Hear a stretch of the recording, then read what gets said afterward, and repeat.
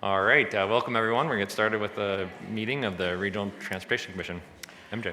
Thank you, Chairman. Good morning, Commissioners. Your first item is to conduct your first citizens participation period.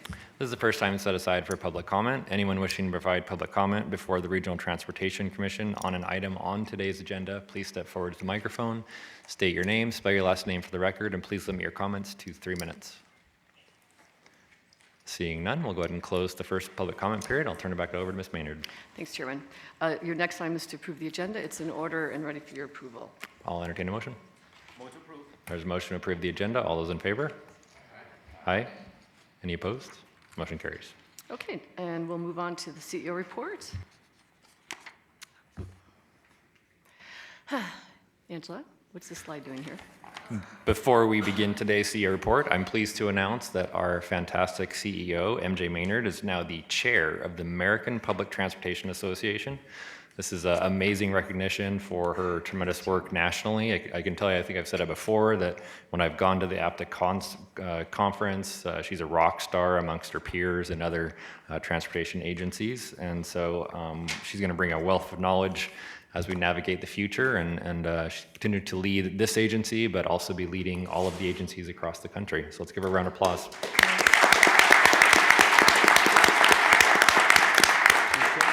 Thanks, Chairman. Certainly couldn't do without all of you and your direction, your leadership, and of course the team. It really is an honor to, particularly as we face a lot of challenges going forward, to work very diligently on behalf of the industry in North America. So thank you so much. Very good. Mr. Vice Chair, would you come? Yes, thank you, Chairman. Well, congratulations. But I think there must be like something magical like in this governmental building because our It's because it's the county commission building, isn't it?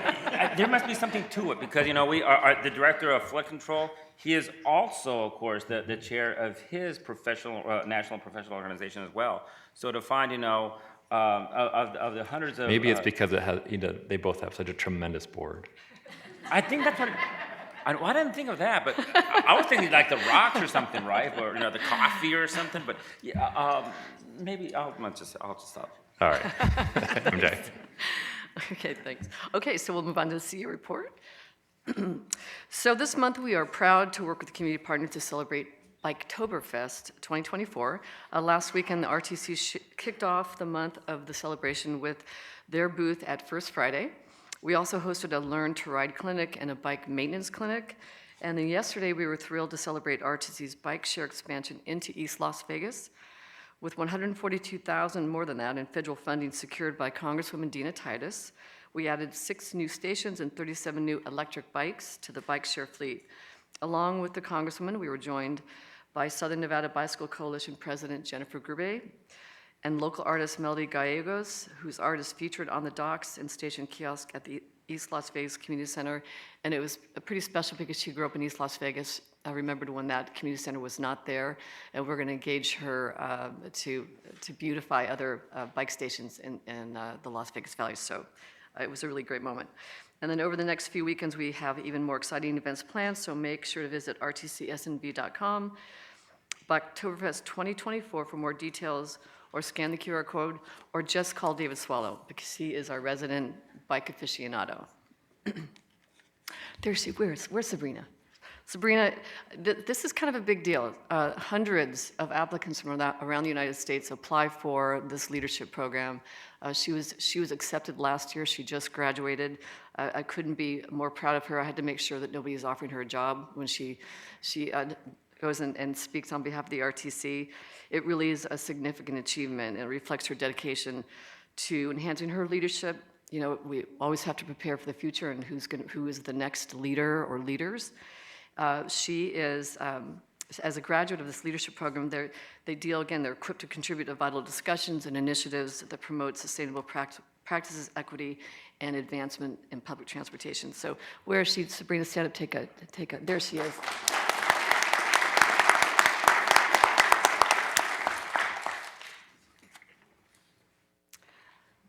And this is some of the best part of this year report when we get to recognize the hardworking men and women that move our community. So this month, we would like to recognize MV Paratransit Operator Paul Alba. So let's watch Antoinette Braddock. She's our Senior Director of Paratransit and Specialized Services. Award Paul for his hard work.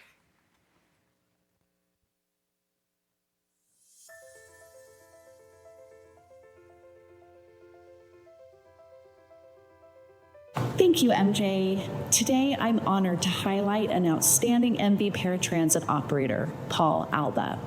Paul demonstrated remarkable compassion and skill during a critical incident. Paul recently responded to a paratransit passenger who was having a seizure while getting off the bus.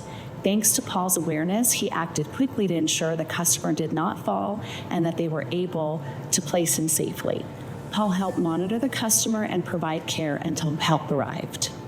Paul's quick thinking and compassion truly embodied the professional service we aim to provide for all of our customers. Let's honor Paul's outstanding contribution with the RTC Crystal Bus Award. Paul B. Hi there. How are you today? I'm good. Would you mind holding this for me? Sure. Paul, Yeah. I'm Antoinette Braddock. Good. I am the Senior Director of RTC Paratransit. And on behalf of our board and our CEO, MJ Maynard, we would like to present the Crystal Bus Award to you. Oh. And specifically, we heard that you had a pretty courageous act in helping one of our clients when they were having a seizure as they were getting off of your bus. Just doing my job. And I know other drivers, they're doing their job. I accept this on behalf of everyone involved in paratransit. And I just want to, all of us say thank you for sharing this award with us. And it's an honor and a privilege and it is very meaningful for you to acknowledge what little contribution I made. I'm just doing my job. And, but it does mean a lot for you to take this moment to acknowledge my work. And again, on behalf of all my fellow drivers, I thank you. Paul, if you want to stand up, congratulations.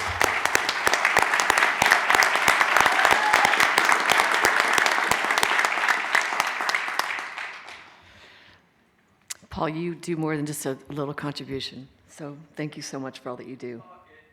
It's a pleasure, and I just want to thank RTC, MV, Safety Department, and all of my fellow drivers for many years of encouragement, excellent training, and this is a collective team win and a collective team trophy, culmination of many years of focusing on safety and providing great service to our paratransit community.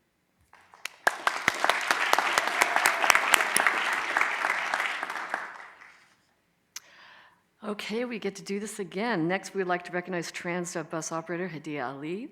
We have a message from Sabrina Glenn. She's the Senior Director of Fixed Route Services. Let's see what Sabrina has to say.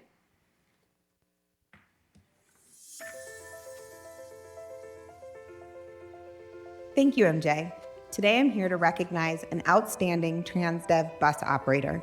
For more than 20 years, Hadia Ali has been an important part of our transit operations team and is well known as Miss Ali by her customers on the Strip. Her infectious personality uplifts everyone around her. Her commitment to safety has earned her a spot in the Million Miler Club, which is an achievement that speaks volumes about her professionalism. She is also a regular for our Game Day Express service, where customers actually request to ride her bus, knowing they'll experience her vibrant spirit. Miss Ali's contributions extend far beyond the bus. In recent months, she's played a vital role in various committees, including the Bereavement and Comfort Committee and RTC Security Committee, showing her commitment to fostering a supportive community. Today, we celebrate Miss Ali not just for her accomplishments, but for the heart and passion she brings to every moment with us. Let's honor her with the Crystal Bus Award. Miss Ali, how are you today? Hi, Sabrina, how are you? I'm so good. I am here on behalf of MJ Maynard and our Board of Commissioners to just recognize your 20 plus years of efforts here at the RTC, the excellent customer service you provide, and all the hard work you do for our team. So, on behalf of everyone, please accept this on behalf of us. You guys caught me off guard, but I thank you for the award. I thank you for the glass bus. There's nothing more exciting. I would like to thank MJ. I would like to thank Sabrina. I would like to thank Ashley, and especially our president, Billy, for doing a tremendous job in partnership with the RTC, with Sabrina, to make sure that all drivers are safe, rocking, and rumbling. Hadia, stand up.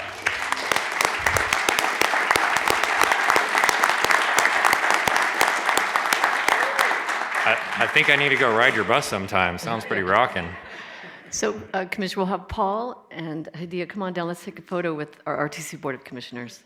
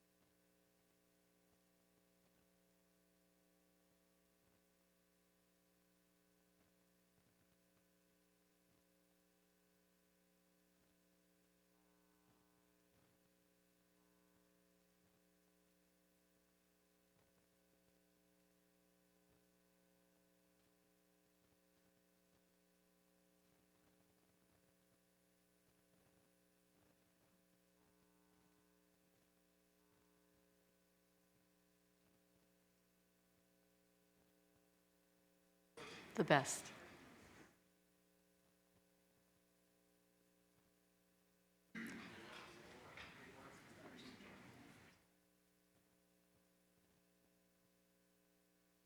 Paul, I need to thank you again for both of you for what you do for our community.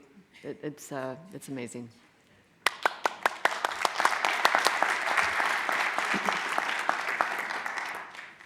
Okay, and as we have recently begun, we are going to report our monthly transit ridership, a year-over-year perspective. And so let's go ahead and take a look. If you see here on the screen, while we continue to see an increase in our on-demand service and our local or residential service, we've seen another decline in the strip ridership. To dig more into that and some of the reasons why, there are several factors, as you know, that impact how we provide service on the Strip. Certainly, convention and visitor attendance, congestion, construction, and actually record-setting temperatures we're finding is also keeping folks from necessarily walking down and waiting at a stop.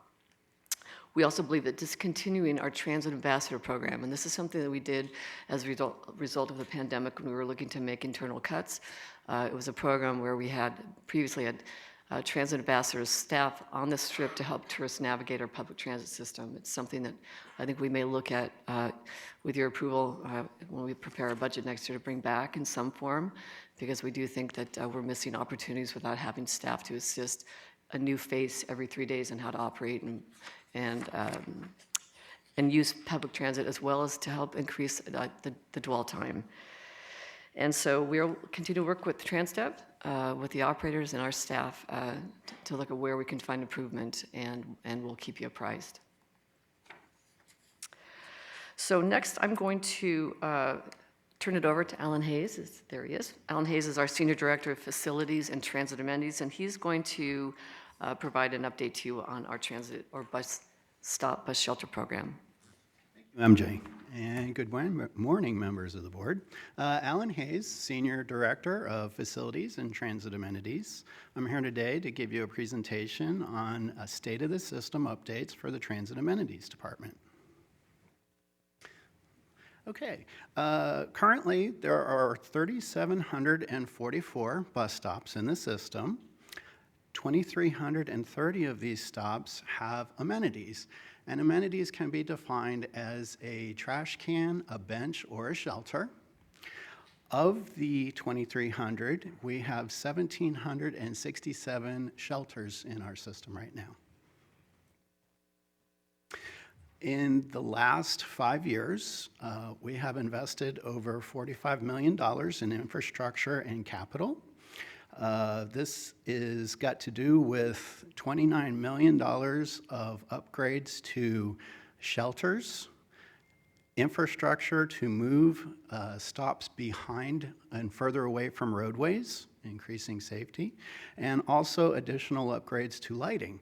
This would include standalone lightings and shelter upgrades to new, more efficient LEDs. For transit shelters, the slide that you see now is actually a very excellent representation of why shelters are required.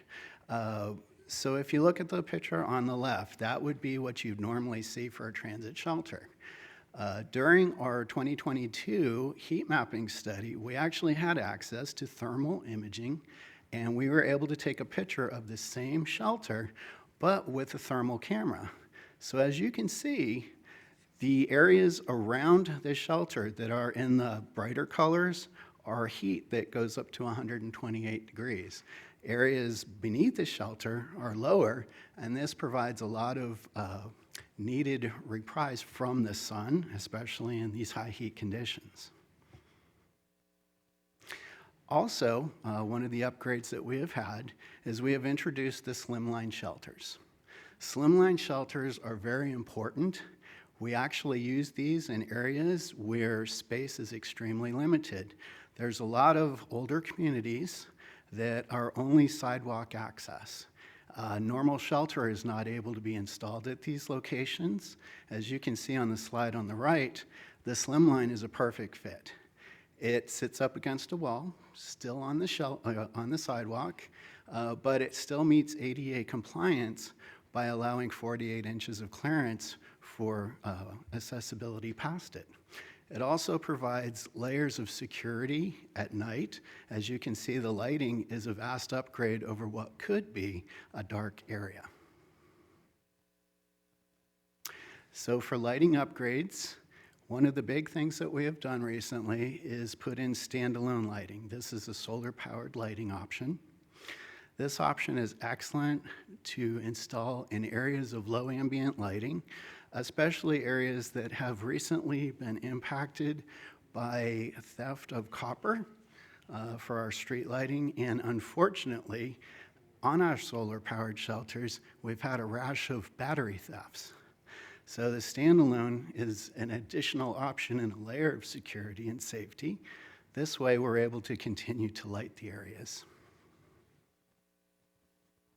Looking ahead, we have, over the next 2 years, plans for an additional 120 of the slimline shelters and an additional 140 of the general markets. We expect to deploy them at a rate of about 50 every 6 months until completion. This is a solar study that we are now using to actually understand how the sun's patterns affect our transit shelters. Not only that, but the design of our transit shelters. By utilizing this technology, we can try out new designs that will also help us determine where throughout the valley we can deploy these shelters and in the directions that we can deploy these shelters.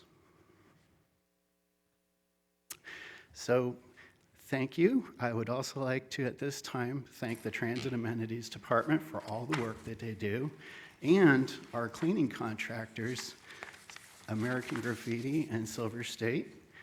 Together, combined, they provide over 43,000 individual services on a monthly basis. This is shelter cleaning and pressure washing. So, thank you so much to them for all they do. And this concludes my presentation. I'd be happy to take any questions at this time. Very good. Councilman? Thank you very much for the presentation, and I've seen the new shelters going up in my ward, so I appreciate that. I had a quick question about the city and the county, I think, are both involved in painting the utility boxes around town, and I've talked about the opportunity to incorporate art into the bus shelters just to make it more artful. I'm trying to figure out how the city can participate in that, but is there a way the RTC can participate in that as well? We would love to. We'll get with you. It's as you know, even with the previous shelters for the Strip to Downtown Express and the upcoming Maryland Parkway, we do look for opportunities to highlight some of the local artists. So we'll work closely with you. Okay, thank you. Mayor? Yes, suggestion, costs money, sorry. I really think in front of all of our bus shelters, the curbs should be handicap accessible, because when you're stepping down and then you have to step back up into the buses, as funds become available, I mean, just to be able to, I've looked at all of them, and they have the major sidewalk, which creates that opportunity to fall for everybody, but certainly inaccessible for handicap. So just a thought on all of them. Mayor, what's great, and appreciate that comment, when we buy our buses, the buses actually kneel, so they're able to be lowered, if you will, before they deploy the ADA ramp, because of that very issue, that you'll find different variations in the height. Okay, and so they pull directly up to the curb? Correct. And so that it's even across? Right. Okay, good, good. Thank you. Any other comments? Councilman? Yeah. Yeah, thank you very much. A couple of things. A couple months ago, or was it last month? I already forgotten. I participated with the DOT for a couple of walks there in Ward 1 along our transit routes, and I was surprised to find that some of the bus shelters, I'm sure we had competent people install them at the time, but some of the bus shelters were not installed, you know, with the ADA and certain parameters that were too small. And then actually we had one of our fantastic writers, who's also an advisory panel person, who was in a wheelchair, and I actually saw him have difficulty navigating around these. It might cost us a little bit more to acquire just a little bit of right-of-way, right? But whatever we do, I know in North Las Vegas, I want to make sure our team is very conscious of this, and that might be something that I think we need to be very conscious, no matter where they go. Again, just some of them were installed too far into the sidewalk, and it kind of like violates, you know, whatever standard that is. I forget what it's called, but it was a big deal. Just if we could make sure that we have that in mind. Also, I'm very familiar with American Graffiti. That's actually right. They do a fantastic job. That's why we hired them a few years ago to get our graffiti abatement program. That's now the gold standard. I have to admit that I'm pretty proud of that one. But they were the ones who got us going in that direction. So I'm happy to hear they're still working here in the public sphere in Southern Nevada. And finally, are we going to be given an update as to where these bus shelters are going to be going? And is there still any wiggle room, you know, within our jurisdictions as to how they're going to be prioritized? Yes, that's a great comment, and I will say we need to make this continued priority as the summers are hotter, the heat is around much longer. Our goal is to, if we don't have the footprint to put a traditional bus shelter, to find some kind of shade structure. And so we need to do better, and we're dedicating our efforts. We're using federal funds to implement this slimline shelter. And you think maybe it doesn't look like it provides a lot of shelter, but it can in some cases, you know, provide some rather than standing in that stark heat without any kind of shade. So that is a huge priority for the RTC, and something we'll continue to keep you apprised. If you'd like in the future, we can provide a presentation that shows where we have the shelters and where we're looking to provide more. But quite frankly, our goal is to have some kind of shade structure at almost every single location where we service transit. I can think of one in particular in Ward 1, right on Lamb, right near where we have all the very large, you know, providers like Fanatics and all that. There are two bus shelters. They're actually almost like across, and they're right in a it's like in a concrete canyon, right, where people have. I can only imagine how horrible it'd be, you know, sitting there. And we have lots of people who transit into the area, and while they're waiting for the buses to come, they're saying, you know, it's right where that the overpass over I-15 goes, and you have all the heat reflecting off, you know, not just off the sidewalk, but off the bridge barrier there, right? and I can only imagine how miserable it'd be to sit there on either side, so. Yeah, just finally, I'd like to comment that as we look to address our transit fund issue, the key really to addressing the experience of the customer at the stop is to have frequent service. So instead of waiting 20 minutes, 30 minutes, to have more frequent service is less time in the elements, and that really is our goal at the end of the day. Thank you so much. Very good. Thank you very much for the presentation. Thank you. Thank you, Alan. Okay, so we are now going to transition to, we have an update on our transit security program, and Tom Atterbury, who's our Director of Safety and Security, will present that. Thank you, MJ, and thank you for your support. Good morning, Chairman Jones and honorable members of the board. I think I know most of you, but just to reintroduce myself, my name's Tom Atterbury. I'm the Director of Safety and Security Operations for the RTC, and I've been in this role for 13 months. I'd like to update you on our security transition and enhancements we have made to mitigate or reduce assaults to make our community feel safer while riding the transit system. We'll talk a little bit about transitioning to intercon, the enhanced presence, and the increase of security officers. Just as a reminder, 3 months ago on July 1st, we transitioned from marksman security to intercon security with an annual budget, thanks to you, of $23.1 million. With this new contract, we went from 247 officers, 70% were armed, 30% were not armed, to 300 officers with intercon, all fully armed. To increase the visibility of the officers on the buses and at our terminals, and with feedback from the drivers and riders, we integrated a very high visibility uniform to help deter incidents, and have also required all of our officers to stand on the bus for a professional appearance, command presence, and to be tactically ready in case anything happens. To assist with oversight and accountability, the new security contract includes cellular technology that offers real-time tracking incidents and reporting of the security officers through GPS tracking through a system called TrackTick. That way we can know where all the officers are, how long it will take them to get to an incident, and where they're at in their quadrants. Also, the security officers wear a very high-resolution Axon body camera that allows GPS tracking and live look-in to assist with incident investigations. The Axon body camera is an upgrade from our previous body camera that we were using with Marksman. To provide a quicker response time to drivers for incidents from our security roving patrol officers, we also made the quadrant smaller for a quicker response time. A lot of those things that I just covered were feedback from our security committee, recommendations and things like that that we put into play right away.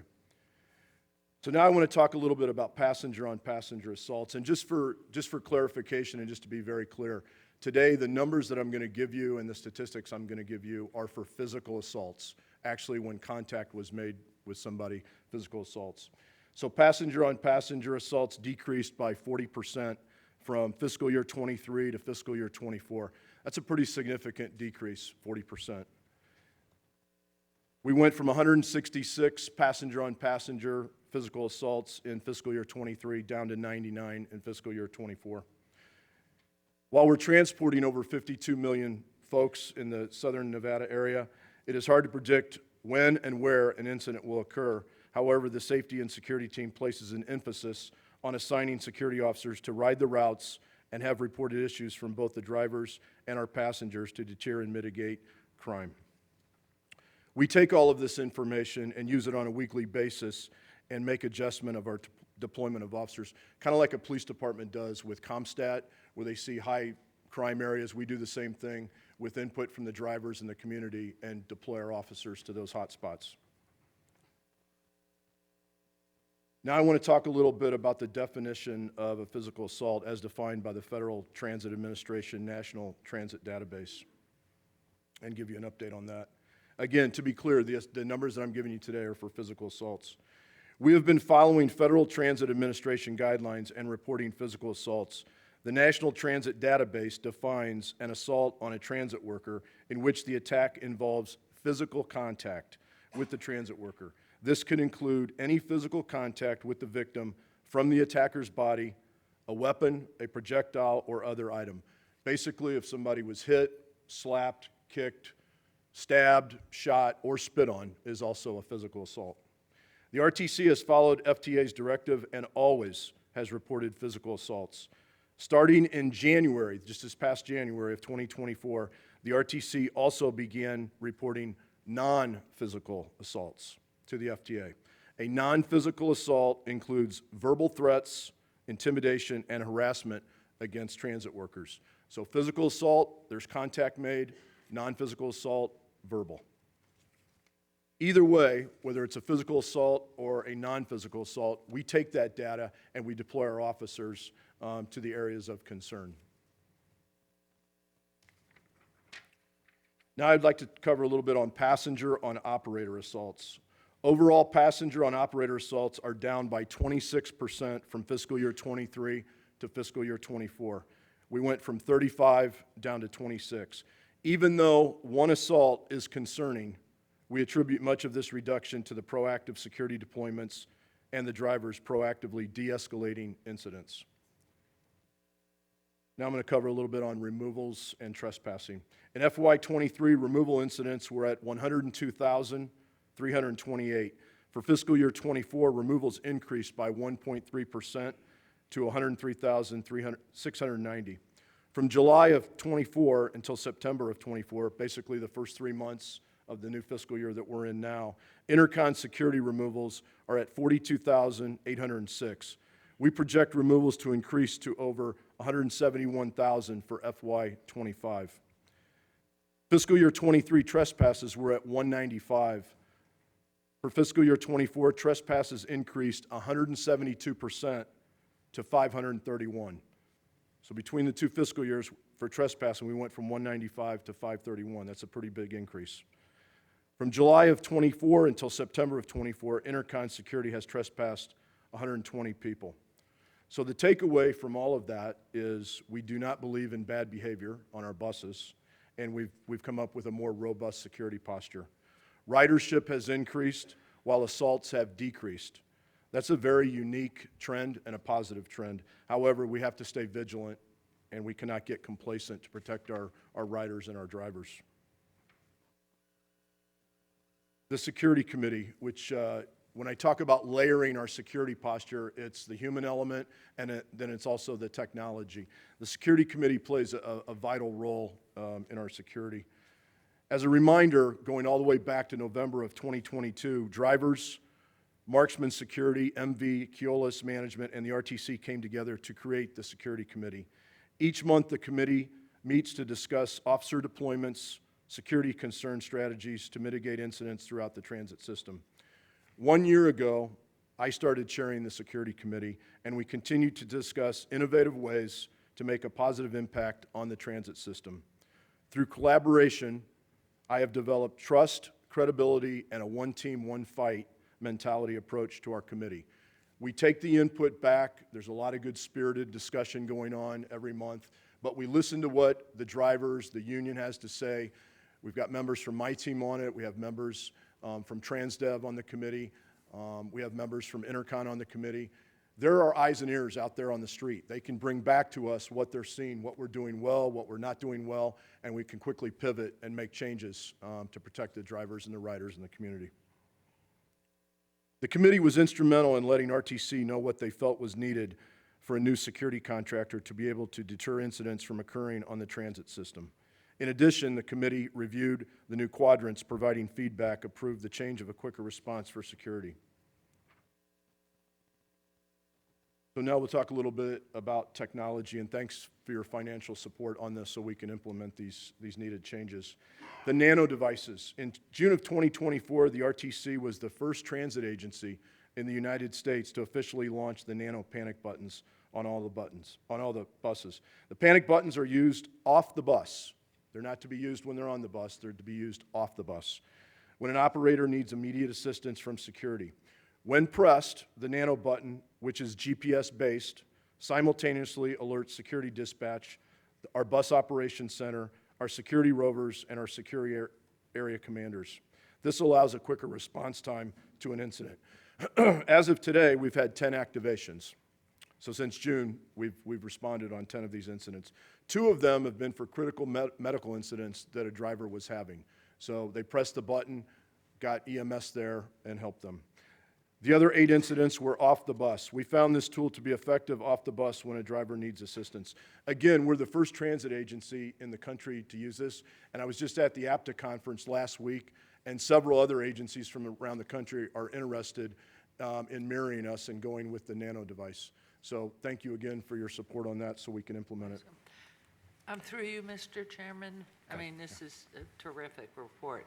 What do you mean? I don't understand what you mean that it's used off the bus. So, what do you mean by that? Yes, Mayor Goodman. On the bus, we already have emergency buttons for the driver to use. Okay. Some of the input that came back from our security committee is the drivers wanted an additional layer of security or support when they got off the bus, if they were on a break, on a layover, something like that, when they're, having a meal, something like that. If they were to be confronted or attacked, or if they had a medical incident, the nano device is about half the size of your cell phone.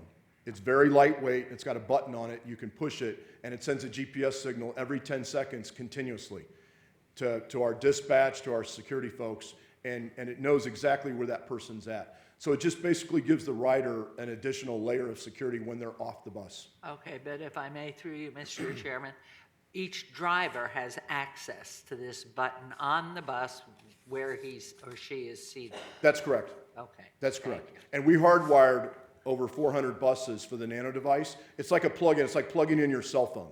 Okay. So when you're on your break and you get off the bus, you take it with you. You can clip it on your shirt, put it in your pocket, and if you have a problem, you just hit the button. Excellent. It's basically the same type of button, except when you're off the bus.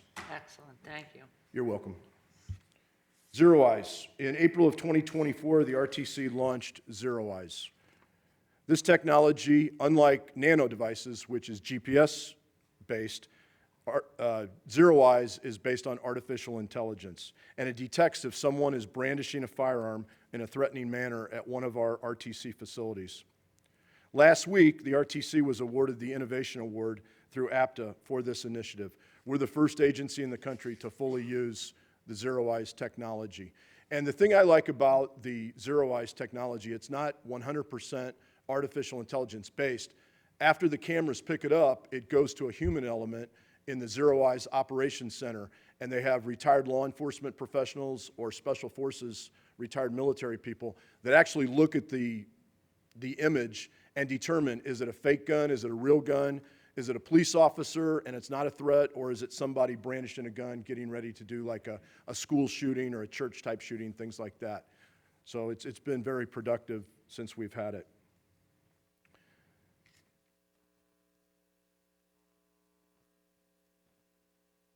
Security enhancement. We've made multiple enhancements to mitigate and reduce incidents throughout our transit system by, again, when I talk about layering our security posture. From July of 2024 to September of 24, the safety and security team completed over 800 security observations to ensure contract compliance over our security contractor, basically acting as like an internal affairs over our security contractor and going out and making sure they're doing what we're paying them to do. And if there's a problem, we address it with them and they quickly fix it. And I just want to say, Intercon has been fantastic. We've had them for 3 weeks. They've been 3 months. They've been very flexible, very receptive to what the RTC needs, and very, very great to work with. And we really appreciate their leadership from their top. In addition, security officers are enforcing RTC rules and policies to ensure safer rides for our customers. In collaboration with the RTC Fixed Route team, TransDev and Intercon, the Security Dispatch and Bus Operations Center was consolidated under one roof for streamlined communication. Also, thanks to Senior Director Sabrina Glenn, de-escalation training to all drivers has been completed as well. So all the drivers have completed de-escalation training, and again, layering the security. Lastly, we are working with the RTC Fleet Department to enhance the safety enclosures on the buses from being a semi-closure to fully enclosed to better protect the drivers. Essentially, we're trying to harden the target to keep them safe. On a daily basis, we are collaborating and being good partners with our state, local, and federal law enforcement counterparts by providing critical information to help them solve crimes in their investigation. Not a day goes by that a Metro detective does not call our office and ask for help for video information or things like that, whether it involves RTC or not. And I've reminded our team that, on deals like this, I spent 30 years in law enforcement. Time is of the essence to get violent offenders off the street. So we need to get them the information, what they need before that violent offender reoffends. In closing, I'd like to sincerely thank the RTC Board of Commissioners for their support and forward thinking to enhance safety and security for our riders, drivers, employees, and community. That concludes my presentation. I'd be more than happy to take any questions or comments or recommendations from the board. Council. Thank you, Chair, and thank you. That was a great report, great presentation. I had a quick question on the relationship with Metro and the other Henderson and North Las Vegas police departments. When we are kicking people off the bus, are we providing that information? Is there any identifying information that we provide to the police department so that if there's a crime in that area, they at least have something to go on? Yeah, I mean, when Metro's coming out, they're running these people for warrants to see if they're wanted by law enforcement or things like that. And our security guards are, pairing up when Metro shows up on the scene or Henderson. We've also provided, several buses to both Henderson and Metro to do SWAT training on and things like that. Based on my prior employment, I have a number of contacts at Metro, so we've really grown that relationship to support law enforcement to try to keep the community safe. And with the camera systems on our buses, they help Metro a lot. Mm-hmm. They're solving armed robberies. We've solved a number of high-profile cases to help them out. That's great. Thank you. Councilman Shaw. I'm just wondering if you happen to have any number, a number on the non-physical assaults, and if that is increasing or decreasing. We do have a number, and I'd be happy to provide that to you. Since January, we've had 20 physical assaults and 15 non-physical assaults. Thank you. Okay. And I'd be happy to sit down, Councilman Shaw, and elaborate on that if you have any other questions. Chairman? Mr. Fisher. Go ahead, Councilman Wallace. I was fortunate enough to be appointed to this board about 2 years ago. The first 6 months I was here, when we have final public comment, we heard over and over and over again how bad the safety was, how basically worthless the security was. Everything was bad. Everybody wanted more and more and more. In these last 13 months since you've been there, we've actually had final comment when there was nobody stood up to speak, period. We hear more about union things now than we do security. And that's a great testament to the work you're doing and all of your security people, how diligent they are to make sure that the drivers and the passengers are taken care of. To see 25 and 40% reductions is amazing in a major metropolitan city where when you watch the news every night, it seems like everything's escalating and you found a way to de-escalate things. So well done. Tell all of your people good job and keep up the good work. Thank you, Councilman. I have a great team. Very conscientious, dedicated employees, and with a lot of support from MJ and David and Angela, and financial support from all of you. So sometimes it just takes somebody from the outside with fresh set of eyes and some new ideas to come in and change things around. But I have a great team. I've got very dedicated folks on my team, and so thank you for that comment. Thank you. Ms. Fisher? Yeah, thank you, Chairman. Director Atterbury, I know we've talked a bit. We talked about this a lot. One little measure of all this is, I guess I have a few friends who run security on the Strip. They're having a tougher time hiring security officers, and I think it's because you've brought a whole different attitude to the security force. We're not. Your team isn't just picking up anybody off the street. You're kind of like upgrading the individual security force. You look at the guys that are sitting here, right?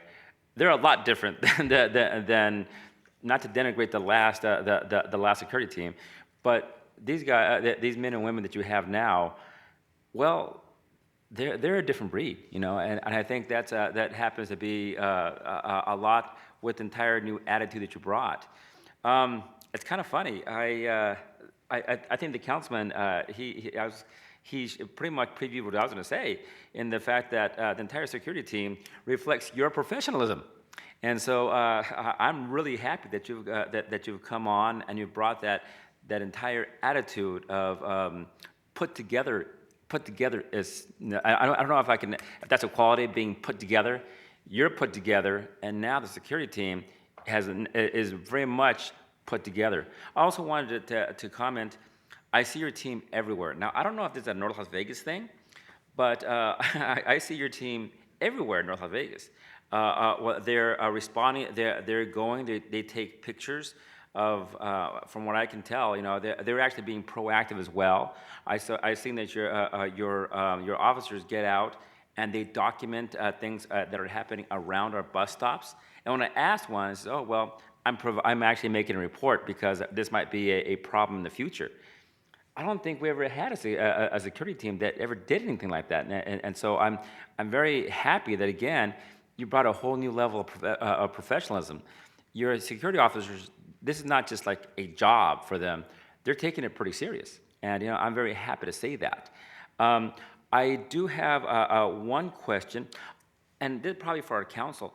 Are concealed weapon permit holders, are they allowed to ride on a bus, and are they allowed to carry their weapons with them? Yes, they are. If they have a permit, they can carry concealed.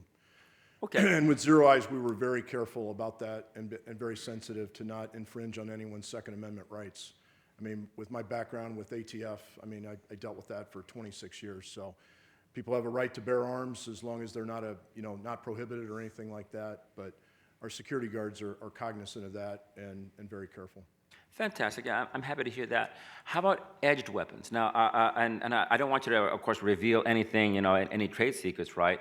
I just read about another stabbing, and edged weapons are always a major threat, and those, you don't need to get them in a gun store. You can just get it from a kitchen or whatever. Are edged weapons, are they also like being able to be detected by the Zero Eyes? No.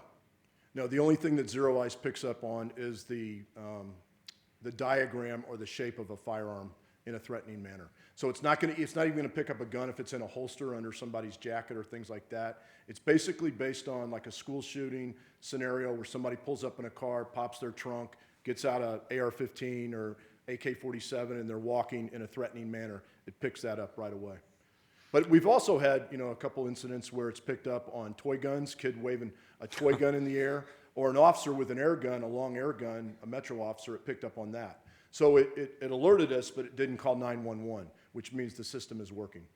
I don't know if is there like a future in which there might be like an AI upgrade into, where edge weapons could be included?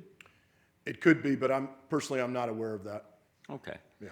All right then. Well, again, I'm very happy to see your team. I used to work unarmed security back before I became a teacher. That was over 30 years ago, right? And a security officer's mission is to be visible, to deter, observe, and report. And your team's doing a pretty good job.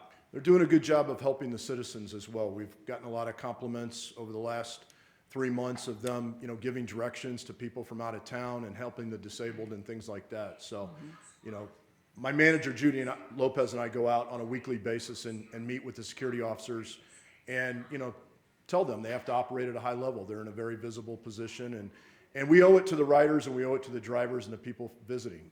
They deserve an efficient and safe ride, Thank you so very much for the presentation. Thank you so much. I'd just say kudos to you and your agency, and also just kudos for the collaboration work on the security committee, because that's a large part of the reason why we don't hear as many complaints here is because you're working directly with the union, with the drivers to understand what their concerns are on the ground. Thank you. Thank you, Chairman. Thanks, Chairman. And I will tell you, Tom has brought a lot of credibility and experience to our agency. We really appreciate its efforts. And I know I speak for you all, and certainly RTC. One incident against an operator is one too many. They have a very difficult job. And so we'll continue to work very closely with them. I think we're hoping that the fully enclosed driver barriers will continue to assist them. And then, again, very appreciative of Intercon and all the security efforts. So. Thanks. So for our next agenda item, I'm going to turn over to David Swallow. He's going to provide a quarterly update on our roadway funding. All right, good morning, Mr. Chairman, members of the board. Happy to report on the first quarter of fiscal year 25 as far as our roadway capital improvement program. As you can see here, since fuel revenue indexing was implemented at the beginning of 2014, we have initiated 690 projects. When I say we, that's the collective we of all your respective jurisdictions and the RTC working together on this. 690 projects, 466 of those have been completed, as you can see here on the chart. We have 107 active design projects underway, as well as 117 construction projects. When you look at the total dollar value by fund, we have our fuel tax and our sales tax, and then those are combined into what we call the cumulative revenue. To date, we've generated a total of $2.8 billion between fuel tax and sales tax. $404 million of that comes from sales tax, and nearly $2.5 billion comes from fuel tax, including FRI. When you look at it under contract, this means through interlocal contracts with the jurisdictions, we have nearly $2.9 billion that are under contract, nearly $2.8 billion in revenue. And when we say expenses, that's actual invoices that have been paid of over $2.1 billion. More importantly, I think we all recognize what a value this not only provides in creating and maintaining the infrastructure that our community needs, but also the jobs that go to support that. And to date, we estimate well over 19,000, almost 20,000 jobs, either direct, indirect, or complementary jobs to the construction. For this quarter, we want to highlight some of the projects that were completed and closed out during the quarter. And the first one is a really important project. This is a bi-state project between Nevada and Arizona, led by Clark County for the Laughlin-Bullhead City Bridge, otherwise known as the Silver Copper Crossing Bridge, between Needles Highway in Laughlin and State Route 95 in Arizona. The project, excitingly, it's a 5-span, 724-foot-long, pre-stressed concrete girder bridge that goes over the Colorado River, as well as provides 3.5-mile connection on the Nevada side between the Needles Highway to the west, all the way to the bridge, and then a connection to the State Route 95 on the Arizona side. It's kind of like they're half of a ring road or a beltway over in Bullhead City. The project was actually completed in May of 24, but we got the final billing and closed it out this past quarter. The project cost was $52.4 million. Next project is by the City of Las Vegas. This is the Northwest Traffic Signal and ITS, Phase 2, ITS standing for Intelligent Transportation Systems. The city recently added new traffic signals at key intersections to improve safety. As you can see in the photo, we have a pedestrian hybrid beacon that was installed at Durango Drive and Durrell Lane to help pedestrians cross safely and to alert motorists to the presence of people crossing the road. Other improvements included new street lighting, ADA compliant upgrades, improved signage, and fresh pavement markings. This project was completed in September 2024 at a cost of approximately $5.2 million. Followed by that, the City of Henderson recently completed Horizon Ridge Parkway roadway improvements between Gibson Road all the way to Ray Boulevard. This is a 3.5-mile stretch of Horizon Ridge Parkway.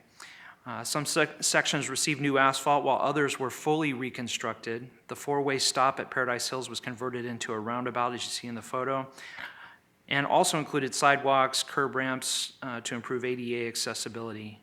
Other safety enhancements included new crosswalks, bike lanes, rapid flashing beacons, energy-efficient street lighting, and storm drain improvements. The project was completed in August 2024 at a cost of approximately $19.6 million.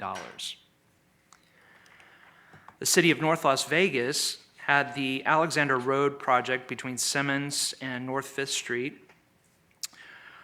The focused on repairing and improving this aging sections of Alexander Road, as well as some parts of Simmons Avenue, including damaged curbs, gutters, and sidewalks that were replaced. New pavement markings and striping were added, as was street lighting, upgraded to energy-efficient LED fixtures for better visibility and safety. The project wrapped up in July of 2024 at a cost of $7.8 million. In the city of Mesquite, was able to install new traffic signals on Pioneer Boulevard, one at Horizon Boulevard and the other at the main entrance to the Walmart. Improvements also included nearly 1,100 feet of new sidewalk for better connectivity and intelligent transportation system architecture that was put in place to enhance traffic flow and safety. The project wrapped up in August 2024 at a cost of nearly $945,000. A particular project we want to highlight is one done by the county. This significantly improved safety and expanded the roadway network in the southwest area of the valley. We're going to go ahead and play a video where you can hear directly from project managers, local schools, and businesses about the positive impacts of this project.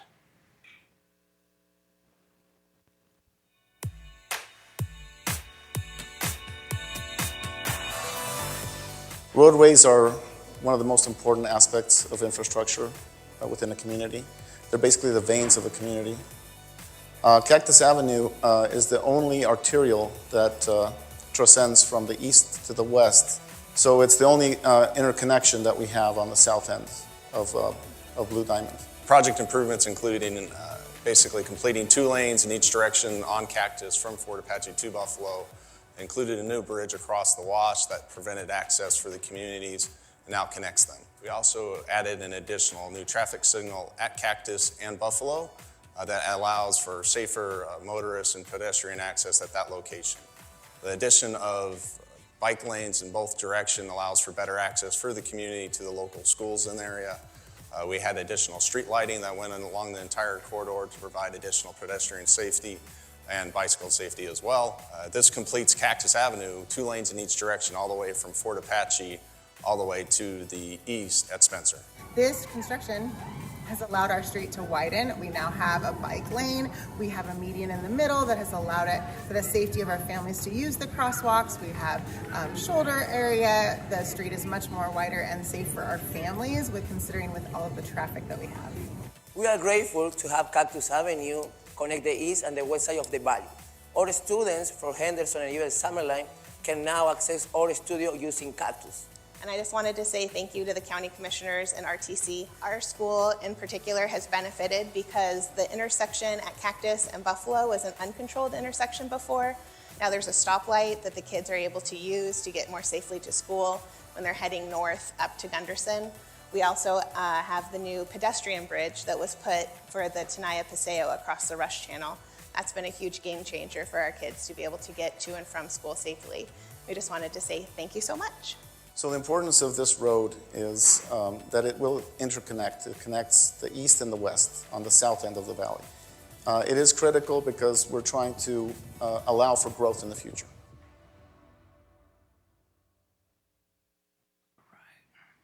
Great project.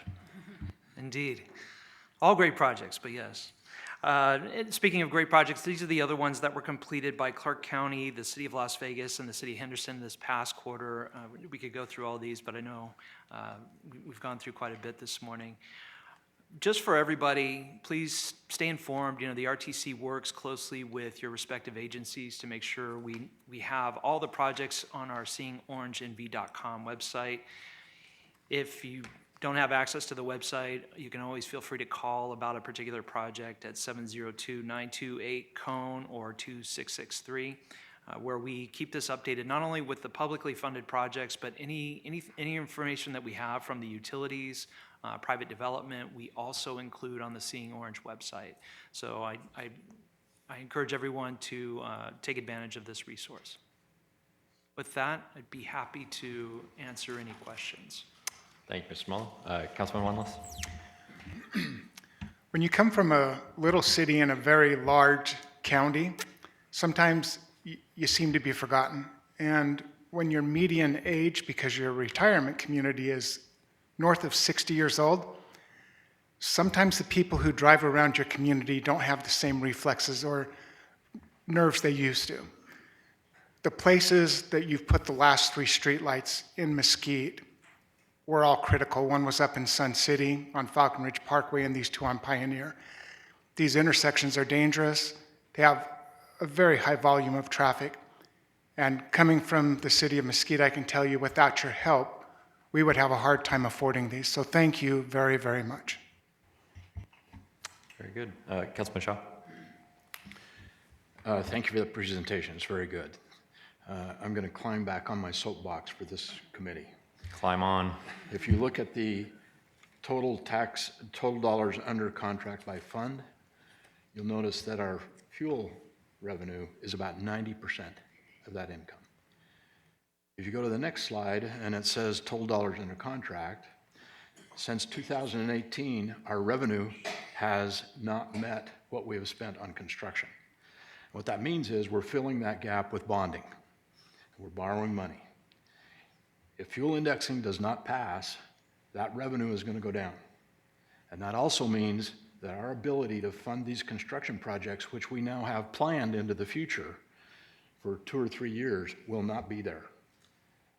And it's going to impact each one of our municipalities dramatically. We're going to see a serious cut in our ability to do roadways.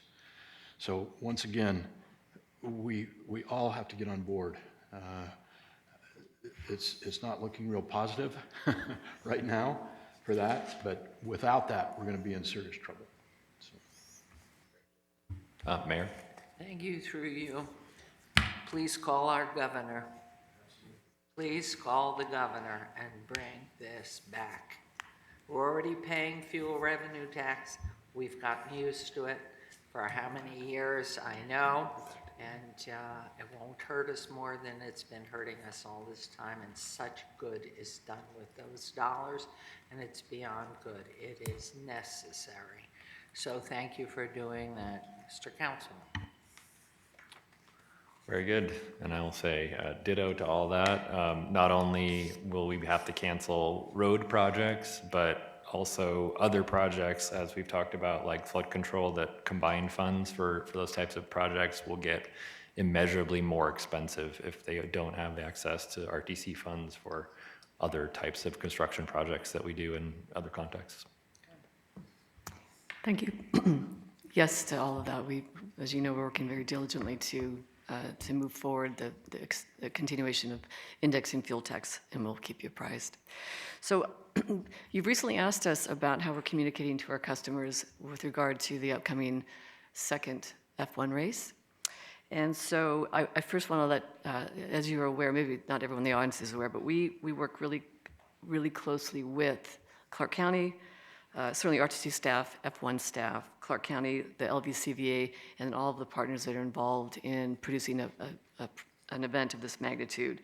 I would like to recognize Sabrina Glenn, Teresa Geiser, Catherine Bush, and their teams. They attend 1 to 2 to 3 meetings every single week to ensure that we, again, work collectively for a very successful event.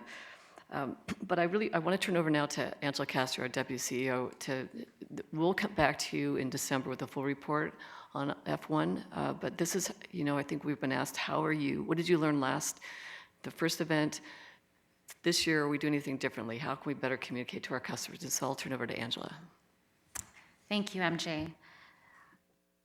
Members of the board, to help ensure that we use the most effective channels when communicating both roadway and transit disruptions around F1, we surveyed our transit customers. Actually, we surveyed our transit customers last year while they were on our transit buses experiencing this disruption. And then most recently, thank you to Chairman Jones and the Clark County Board of Commissioners, we were able to work with the Culinary Union and survey them as well. And the goal of the surveys was really to learn how are they receiving their information and how do they prefer to receive their information. And this is what we heard. We heard from nearly 1,900 transit riders who told us the top 3 ways they received information about F1 detours were signage at our bus stops, the RTC website, and the RTC app. In addition, from Culinary Union employees, we recently learned that the top 3 ways they received F1-related information was through their employers, through news media outlets, and through social media. As a result, this is where our team focused on enhancing and improving our communication efforts for this year's race. So to prepare for this race this year, we again partnered with the LVCVA and hotel properties, this time to provide transit-specific messaging directly to their employers. In addition, we distributed flyers and email blasts to nearly 250 small businesses whose employees ride transit and are directly impacted by the F1 detours. This was a new initiative. Because of the survey results from last year, we were able to target the local small businesses that were being impacted. So the security contractors, the small cleaning contractors, we didn't have access to them, and our team spent time figuring out who those points of contacts were so we can directly inform them about their employees and what the impacts are going to be.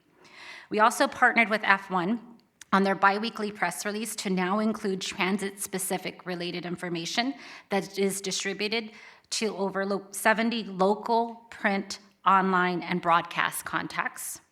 We partnered with F1 and Clark County on text and RTC email and text messages. Currently, there are more than 17,000 individuals who signed up for these text alerts that will now allow us to provide them with real-time information. In addition, based on the feedback that we heard from our customers and also from Commissioner Kirkpatrick, we redesigned our F1 bus shelter signs and messaging to now include QR codes that provides more information and can be updated in real time. And also, we provided a call center phone number with a push-off for expedited response. So our customers, whether you have a technology, your Wi-Fi enabled, or if you don't, you can call our call center, push off to 4, and you'll be able to directly speak with somebody about what your impacts will be. And we posted these signs at nearly 251 bus stops throughout the valley.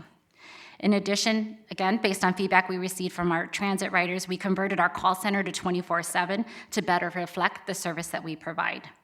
In working with F1 and Clark County, we also formalized our internal processes for how and when we update the RTC and F1 websites, which have been redesigned to be more user-friendly. And board, we continue to communicate via our RTC social media channels, which has nearly 52,000 followers. We continue to send out email blasts to our transit rider database consisting of 60,000 subscribers. We include stories in our RTC blog. We include messaging via our transit app and our RTC app. And with our traffic management team, we are going to include messaging, pre-warning, and closure messages for motorists on several of our dynamic message signs, and we will continue to send information on the Waze navigation app. So to give you just an example of some of the information that we are sending out, this is just a visual of what we're sending. And with that, that concludes my presentation. Thank you. Any comments or questions? Councilman? Kudos for that. Just to add to that, we had a groundbreaking for Haas Automation in Henderson this week, which is a huge manufacturing facility, and they own an F1 team. Mm-hmm. And Mr. Haas said that the coordination and the ability to function in this city compared to the other cities they go to is night and day. So even though it's a mess, we're doing a better job than most of the other cities do. Thank you. Yeah, and I would say absolutely kudos on everything that's happened this time around. I think obviously it wasn't the RTC's fault last time around that there were many headaches, but I think the RTC has definitely jumped in, rolled up its sleeves to make sure that this year has been much more seamless. And I think everyone involved, it's October 10th, so this time around last year it was quite a mess. And I think anyone who's involved can say that it has just been much, night and day compared to last year. And I think transit riders know exactly what's going to happen and what's going to be frustrating and what isn't. And it's already been a much better experience than last year. So thank you. Thank you, Chairman. And that concludes the CA report. I'll move on to the next item, which is to receive the Nevada Department of Transportation's Director's Report from Director Tracy Larkin-Thomason. Well, thank you, everyone. So I'm going to start right in and claim my 1% of coordination on the F1. So this is the Tropicana Avenue. We have been meeting regularly with Clark County, the organizers, and also the F1 representatives. It is actually in the configuration it will be in, but thus far it seems like everyone is aligned. So northbound I-15 on off-ramp to Tropicana and the Tropicana Avenue on-ramp to southbound I-15 will be closed. 4 lanes will be open on the I-15, 2 lanes open each direction on Tropicana. And then Frank Sinatra Drive will be open. Joey Bishop Drive is also expected to be open, and there'll be 1 lane in each direction on Dean Martin Drive, but with Joey Bishop open, that will help relieve some of the support activity. And the best news is it will not be here for F1 next year. So it is expected to be concluded. And please take my sense of humor because that's how I'm dealing with some of my issues this week. So on the next one for the Henderson Interchange, this is, we did mention it before, it is public knowledge, but just maybe more publicly acknowledging that the design build procurement for the Henderson Interchange has been canceled. I want to emphasize the procurement has been canceled, the project has not been canceled. Work on advanced utility relocations continues, and we have already met with the city and we're working forward on a phased approach as we determine how to best move forward. We hit a significant milestone with the Brightline West. So on September 23rd, very anticlimactic because I was sitting alone in an office when I hit DocuSign.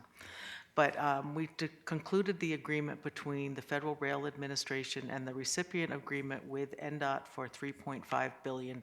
So it was very exciting, but like I said, very anticlimactic. I had to send myself confetti and a text. So on that though, there's still a lot of work to be doing. The subrecipient agreement with Brightline West is complete. However, we are still needing to doing the permitting, finishing up. Brightline West needs to complete the financing. They have the $3 billion. They have $3.5 billion in public activity bonds available, and then they are moving forward. Everything is going smoothly at this time, and I'm going to knock on wood and hope it continues that way. But it is very exciting.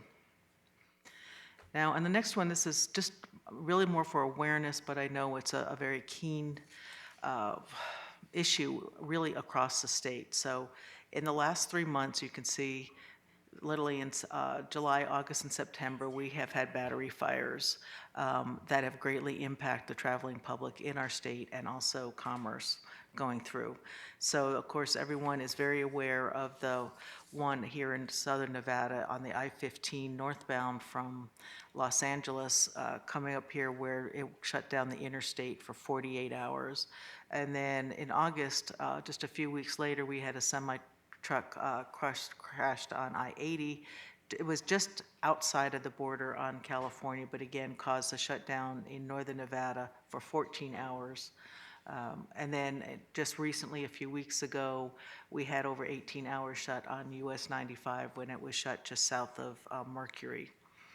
So with this, we have been a lot, I want to emphasize that one, this is more commonplace, and obviously most people know that we have the largest deposit of lithium in the Americas and potentially in the world, and mining is starting. It is coming in, the mining is getting up, ramping up for starting on it. So these are more commonplace. It is something that it's got a huge economic impact in a lot of different ways. So some of the things I wanted to emphasize going on here, there was a lithium summit, actually pretty timely as it turned out, on September 30th that brought in officials from across the country and from around the state to discuss really the impacts of lithium, but it discussed what lithium was, it discussed recycling efforts, it discussed the educational efforts that are going on in the state. But the part that I really want to emphasize here is it was Clark County Fire Chief John Steinbeck and myself were on a panel that we were discussing basically how to mitigate the impacts to the traveling public when these type of things do happen. And with that also, we discussed really things to move forward, and things we're discussing are talking about like a statewide strategic plan. When you're in the urbanized areas like Clark County, you have more resources available, and it is usually fire that takes the lead. Once you get outside, as you start to get outside Mercury, you get up towards Mesquite or anywhere along there, it is usually NDOT who is the first one on site. and that is starting to bring in that. So we want to make sure that we are encompassing the state and defining roles and responsibilities. I'm going to go back here for a minute. Right, the next day, I also wanted to point out, it was Congressman Mark Amadei who had pulled together, so this was October 1st, so very recently, also pulled in Clark County Fire and myself, and we met with several federal agencies. They're typically not ones that I have dealt with before, but we are getting the contacts in there, but the national federal emergency response type of agencies. And we're looking at what kind of resources we can get for training to ensure that we have training across the state, everyone knows their roles and responsibilities, and looking for that. So more to come on this. I'm not saying it's fully finished by any means, it's just really ramping up. But I did want to put out there that we're not standing still. We are looking at it and seeing what resources we can bring to the table and working closely with Clark County on that. That's the end of my. Okay, Vice Chair. Yeah, yeah. I was driving actually past Mercury here just last week on my way to my hunt zone, and I saw the aftermath of the road there. I think there's still like a vehicle that's still charred to the side. What is it about lithium? Is it unstable before it gets processed? Is it volatile? And is this something that we should be concerned about, I guess, here in our municipalities? Because, of course, these vehicles are driving through our municipalities, obviously. It is something that, like a big warning flag for us that I'm sure our respective fire departments know about this. Your fire departments do know about it. Actually, I think particularly Clark County area is very aware of the type of impact it has. And as they put it on, they burn very hot. It is one of the things. So how do you cool it down, and how best to actually mitigate it? And frankly, I'm still learning a lot about particularly these. It's not your typical battery fire. I do know James Settlemeyer, who's the Director of Conservation and Natural Resources, is also working on this, and he's part of the one that we're collaborating with. And he has been looking into a lot of different types of, it's kind of like different, you meet out there, there are some where it's a portable barrier, you put the car, you surround the car and then you submerge it. There's things that come up and hit the batteries that are having very positive, what's the right word I want to say, positive results in other parts of the country. So again, looking at those types, I'm not going to fully answer your question simply because I'm still learning about it. I don't think lithium itself, it depends, my understanding is kind of a very condensed energy. So when, there are things that you don't want to do to it, you want to reach up to it. But as your Chief Steinbeck had put in, you have fuel, you have a lot of, what a fuel tank overturns, and it's not, you have to learn how to deal with it. When we have EVs now that are more on the road, when they turn, their type of batteries aren't lithium. So basically what it is recognizing that there's new things on the road that we need to learn how to deal with and make sure that we as first responders out on the roadway know how to recognize it to keep not only the public safe, but to keep our folks safe. Two points for Faz. One, thank you for the information with regards to additional training. I know I represent all the way down to the border, Sandy Valley, Prim, et cetera. And so it is volunteer firefighters that are often the ones that are first on the scene and certainly don't have the experience or the training for that. So it would be critical to have that training for volunteer firefighters that are being expected to be first on the scene in those types of areas. But also, as we talk through infrastructure on South I-15 corridor, which obviously part of that is 15, future airport, industrial complexes, all that's going along with that, we need to have a serious discussion about what the, not just physical infrastructure is, but what the public safety infrastructure is going to be along that corridor. And it's something that I know we had a joint land use study with Henderson to talk through some of that, but certainly with NDOT need to really take a look at how do we pay for additional fire and police along South I-15 corridor if that's really going to be a primary corridor for lithium transport. And we will share, and I mean, any training we have, we would certainly bring out to our partners and offer it there so anyone on the road would be familiar or at least have a process to follow. And then, like I said, we were really looking at seeing if we can get together the funds to do a statewide plan with roles and responsibilities. So there is, like I said, there are processes to follow. There are things where you can call for information and get more. Like I said, I'm still learning a lot on this. This was not in my engineering classes, but it's just bringing it to your attention. We'll bring more to it as we advance. Are there contingency plans? I mean, these were sort of outlying areas where they occurred. If it happened in the middle of Trop and I-15 or something along that corridor, then is there a contingency plan for how we shut down? I mean, I know we're voluntarily shutting down the 15 right now for 48 hours, but we involuntarily shut down the 15 smack in the middle of Las Vegas for 48 hours with like the contingency plan for making that happen. I don't have an answer for that. Okay. All right. Any other questions? No? Thank you very much, Director. Thanks, Chairman. Your next item is to approve your consent agenda. It consists of items 5 through 22, can be taken in one motion. All right. Okay, consider a motion. Motion to approve the consent agenda. All those in favor? Aye. Aye. Any opposed? Motion carries. Thanks, Chairman. The next item is to receive information from our legal counsel. There are no items to discuss. We can move on to your final agenda item, which is to conduct your final citizens participation period. This is a second time set aside for public comment. Anyone wishing to provide public comment with regards to any matters before the Regional Transportation Commission, please step forward to the microphone, state your name, and spell your name for the record. And we're going to go first to Ms. Jones. Sorry, just real fast. Just push real fast. Sorry.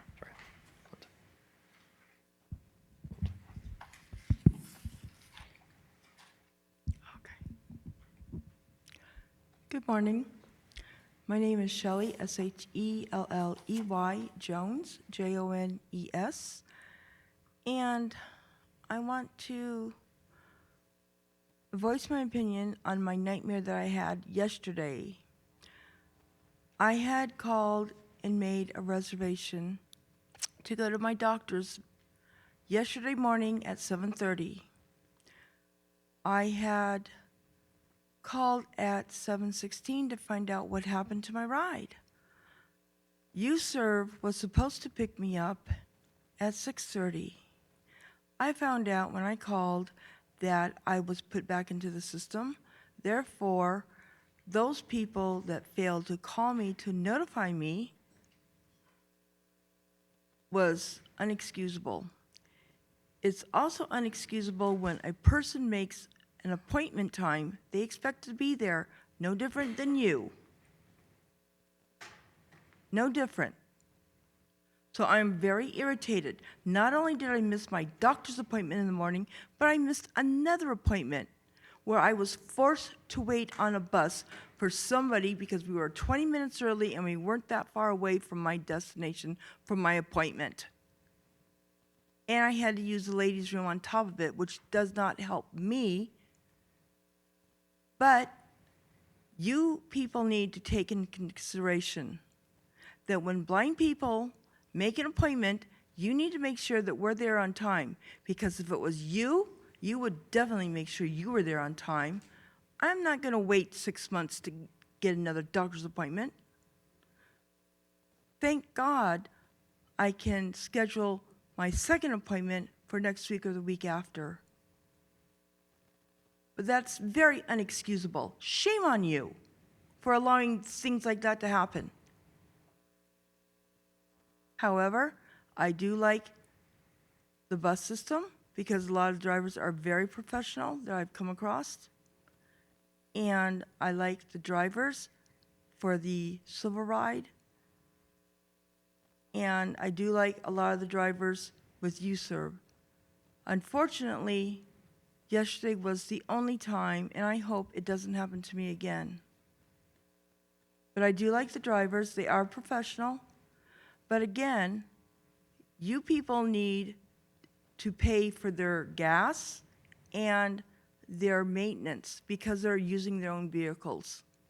If you can provide a gas card for the buses to fill the bus back up to make sure the clients get to where their destination is, then there should be no reason why you can't provide a gas card for the people using their own vehicles or the maintenance.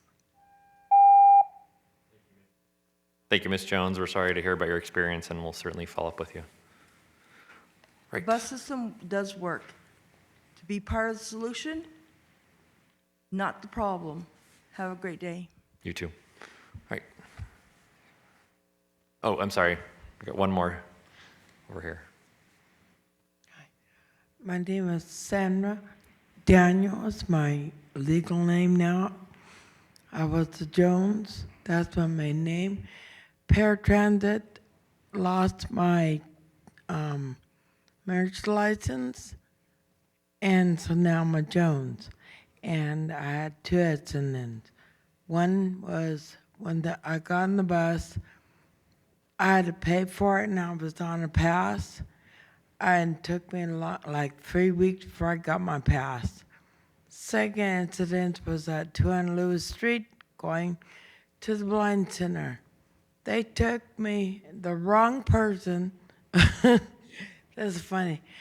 The driver, I told him what my name was. He put me on the bus, and they took me to Freeway 215, got for Cheyenne.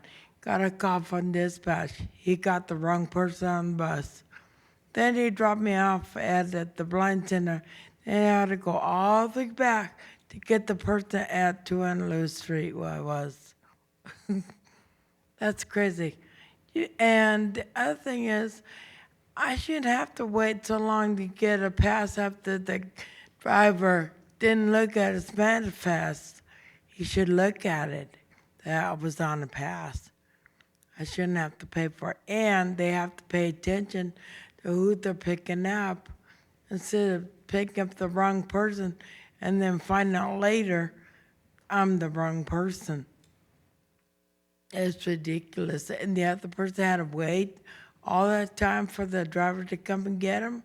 That's crazy. Don't understand that. Anyways, thank you. Have a nice day. Thank you, Ms. Jones. All right, next speaker.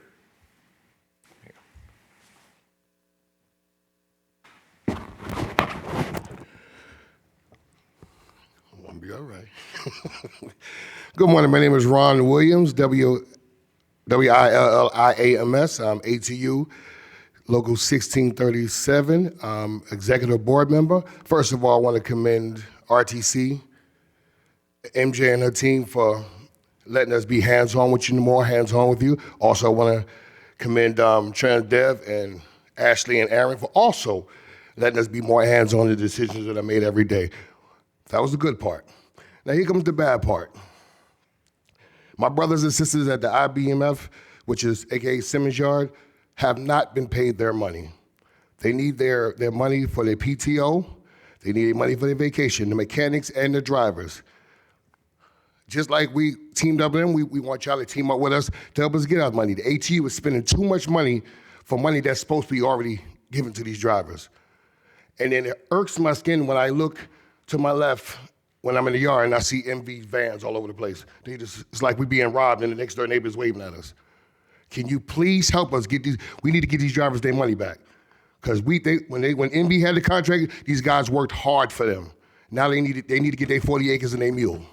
It's that time. So you please help us out. Thank you.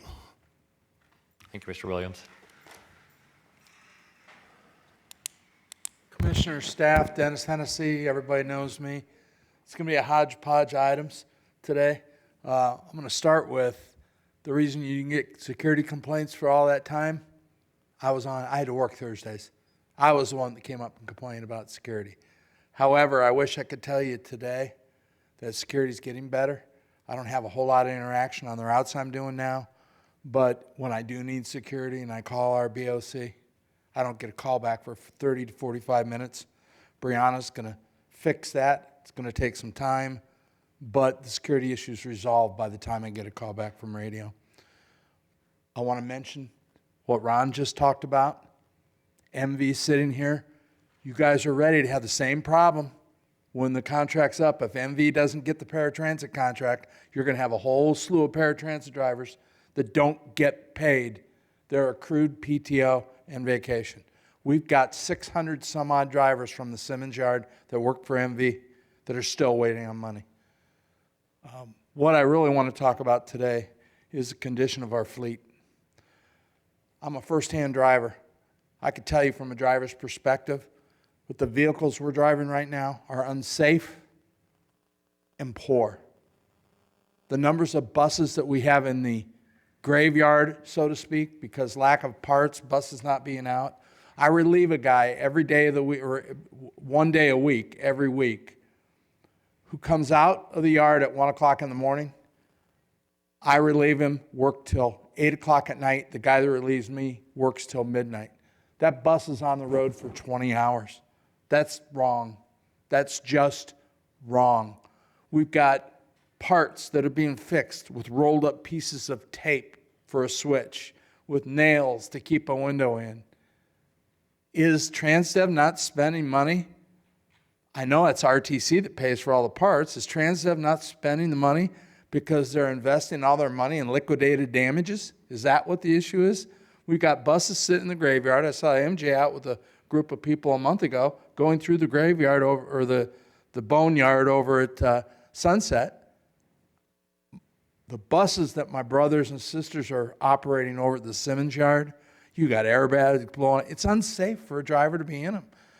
With the heat, buses can't make it going westbound. The condition of our fleet, I say our because it's all of yours. Last thing I want to say, thank you for bringing up clarification on what an assault is. I would encourage every one of you commissioners to start asking questions deeply, because you're only being told surface level stuff because they don't want you to know the real stuff. A verbal assault leads to a physical assault. Not paying fair leads to the problems we're having now. Thank you. Thank you. Thank you, Mr. Hennessy. Morning. Morning. My name is William Lynn. I'm the ATU president. First, I want to say congratulations to MJ. Well deserved. Sabrina, too. Idea. I'm going to touch on a couple things. Once, most importantly, the MV operators and mechanics, as we keep on stating, we have to watch them in this yard every day, like spitting in our face. That's how I got to hear it from them. Every day they sit and watch these people, still in the yard, still making money from this company, from this city, after they robbed us. And if you think they're not going to do it in the new RP, you're crazy. We're still fighting, spending thousands upon thousands of dollars to keep on arguing with them over money they should have gave to begin with. They've already made at least 3-4 times that amount just sitting in an account. It's wrong. And to think about even letting them in the next RFP is wrong on all of your parts. As far as the safety committee, Mr. Atterbury's committee, we believed always, until recently, that verbal assaults were let, and we're told to y'all, as well as us. As you mentioned earlier, the Not One More push that we did earlier, the last 2 years, was based on verbal assaults not being mentioned or included, because verbal assaults do lead into physical assaults. It was one of our reasons for partnering with the RTC to head up to Congress to change the laws and to, for better removals from the new security community team. And I do want to say that I believe that they're doing 1,000 times better than Marksman. But all you guys are getting is half the story. All we were getting was half the story. ATU has stepped out of the safety committee. They know this. I don't know why that wasn't mentioned. Until we start getting down to the root, I spent 3 years fighting for verbal assaults. And you're right, I haven't had to come up here yet. But now it's been came to us that that's never been brought to y'all. It's never been brought to us except for in the P-task. So as long as they're continuing to hide it from us, we're going to step back and we're going to go back with the Not One More. And that's pretty much it. Have a nice day. Oh, I'd also like to say to Hillary, thank you. Transdev just brought on new HR manager. who has devised, we've had lots of problems with our payroll, not just for operators, also for the local. And she has done an amazing job of not just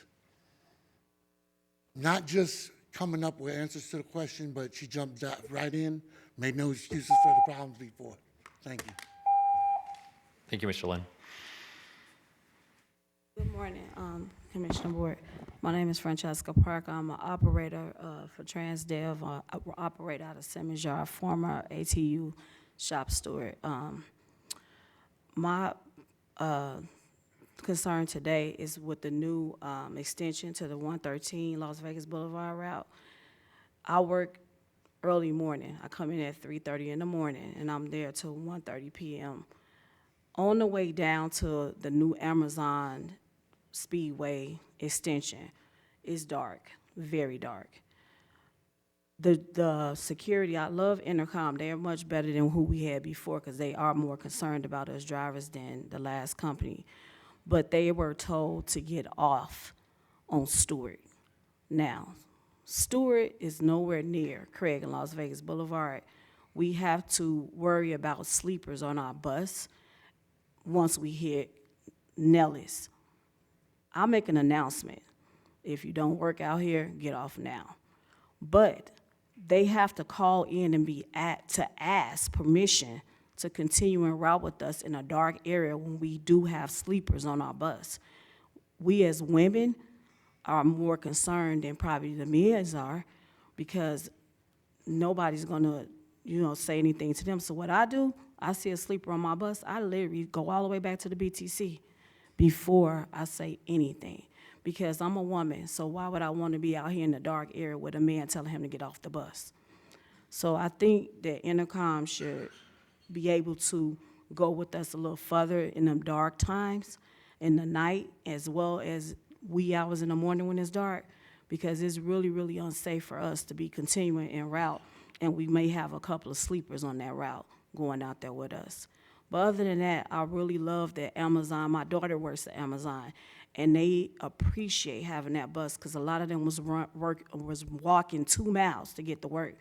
And they really appreciate it. I have maybe 60 that get on my bus going back towards the BTC, and maybe 15 to 20 that razzle me down more than once. So they do thank you. I thank you for them because my daughter works out there. When her car was down, she had to take an Uber from there to home. So I do thank you for that. But just look into that because we do need more security help wee hours in the morning and at night. Thank you. Thank you. Next speaker. Good morning. I'm Sandra Adams, Sandra Adams. I'm the Vice President, ATU 1637. Just kind of piggybacking off of what was said about MV. I filed those grievances. Our CBA says that we accrue so many vacation hours per pay period. We work those pay periods in those 6 months, and we deserve it, and we want our money. There's not a day that goes by that I don't come to work that a driver's coming to me asking me what's going on with our money with MV, and we have no answers. So we need help with it. It's really bad that these drivers, they owe us thousands of dollars. Me personally, they owe me around $4,000. So you look at 600 drivers, that's a lot of money that we're owed. Just because they lost a contract, why should we lose? Okay, and secondly, we had an assault on one of our drivers where the security guard stood there and watched and did nothing. So there's issues going on that's not being said around here, but we got a lot of issues with security. This fair enforcement deal is going out the window. People are still going in, dropping a quarter, dropping a nickel, and nothing happened. We call in, nobody comes. I had the same person every day for almost a week. I called it in, security got to me an hour after the guy had already gotten off. So this fair enforcement deal is not working. And secondly, on our paddles, they are so tight. We have nowhere to go to the restroom. People starting at 4, 5 o'clock in the morning. On my particular paddle, it says on the south end, Albertsons open at 8 o'clock. I start at 4 in the morning. On the north end, they say Chili's. Chili's open at 11 o'clock in the morning. So what do?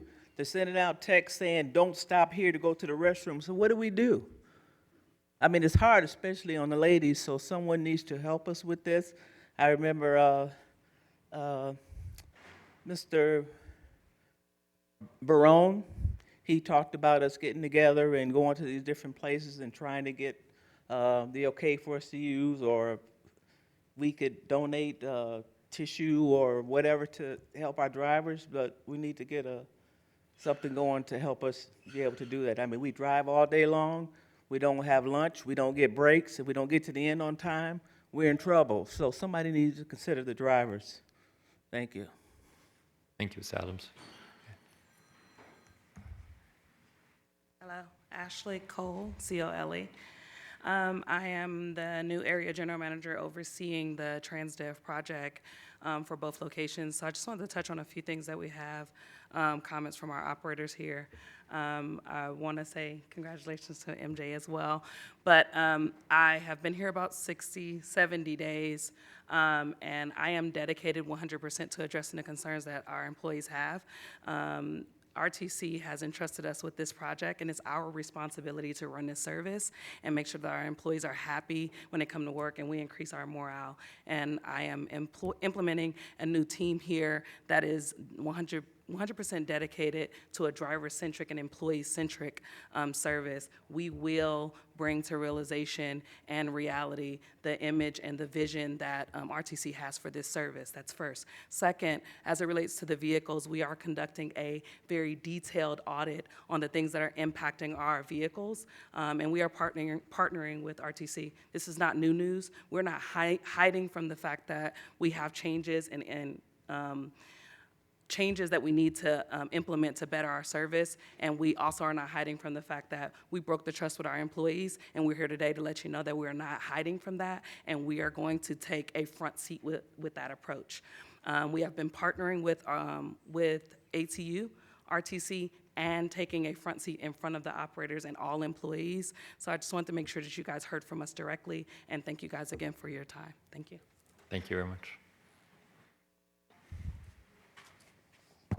My name is Derek Bruin. I'm with TransDev. I'm a regional vice president. I've been involved in the project for about 5 months now. As Ashley said, we have a lot of new team members, lots of changes. We want to be very employee forward moving forward. We do have monthly meetings with the ATU. We may move that up to bi-monthly just so that we see them a little more often. We're setting up a monthly meeting with the Teamsters as well. We want to make sure we're addressing this issue, any issues that they have, and then we're going to make sure that during these monthly meetings we do a fleet walkthrough so we don't have any of these concerns as we come into these meetings. There's always room for improvement no matter what we're doing. We're proud of some of our maintenance. You know, we've hit the 20,000 mark between failures for 3 of the last 4 months, which is a real positive, but there's always room for improvement.